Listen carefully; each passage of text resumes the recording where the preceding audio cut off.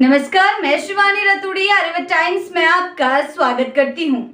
बिहार विधानसभा चुनाव में चारों खाने चित होने के बाद लालू यादव के परिवार में घमासान मचा है। रोहिणी आचार्य ने पार्टी और परिवार से नाता तोड़ते हुए जिस रमीज खान का जिक्र किया है वो यूपी के बलरामपुर का रहने वाला है और जेल में बंद पूर्व सांसद रिजवान जहीर का दामाद है। इस पर हत्या समेत कई मुकदमे दर्ज हैं।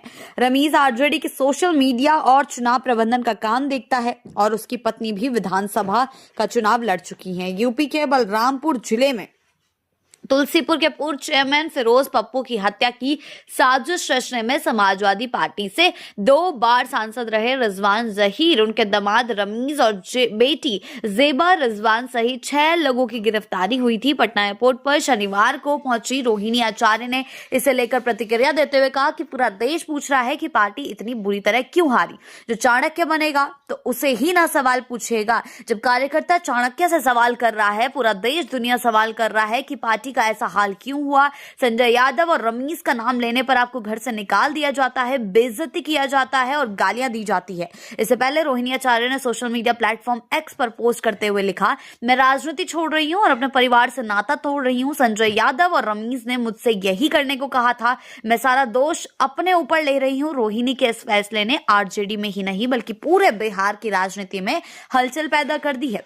गौरतलब है कि बिहार विधानसभा चुनाव में आरजेडी के नेतृत्व वाले महागठबंधन को बुरी तरह हार का सामना करना पड़ा है। तेजस्वी यादव के नेतृत्व में लालू यादव की पार्टी आरजेडी महज 25 सीटों पर सिमट गई।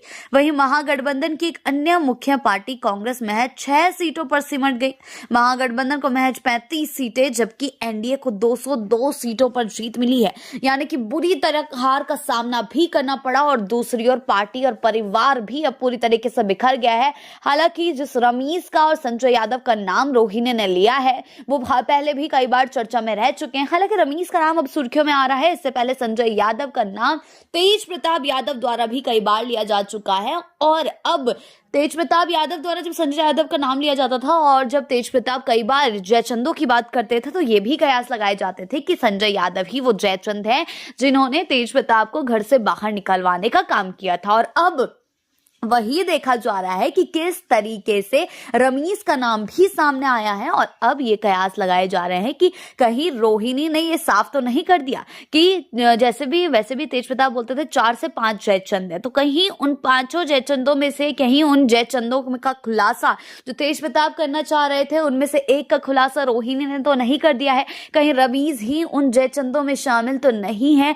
हालांकि इस बात का खुलासा अभी तक तेज प्रताप या रोहिणी में से किसी ने नहीं किया है, लेकिन जिस तरीके से इन दोनों का नाम सुर्खियों में बना हुआ है इससे ये साफ होता जा रहा है कि किस तरीके से तेजस्वी के करीबी ने ही उनकी पार्टी की नैया भी डुबोई है और अब परिवार को भी पूरी तरह से धाराशायी करने की कोशिशों में जुटा हुआ है। आगे क्या कुछ होता है ये देखने वाली बात होगी। आगे ऐसी ही अपडेट्स के लिए जुड़े रहें आर्यव्रत टाइम्स के साथ ही चैनल को सब्सक्राइब करना ना भूलें और हमारी फेसबुक और वेबसाइट के साथ भी जरूर जुड़ें।